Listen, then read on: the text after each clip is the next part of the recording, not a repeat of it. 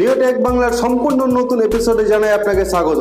তো বন্ধুরা, অ্যান্ড্রয়েড ফোনে সবচাইতে ভালো ভিডিও এডিটিং অ্যাপস হচ্ছে কিনেমাস্টার। সেই কিনেমাস্টার দিয়ে আমরা নানা রকম ভিডিও এডিটিং করে থাকি।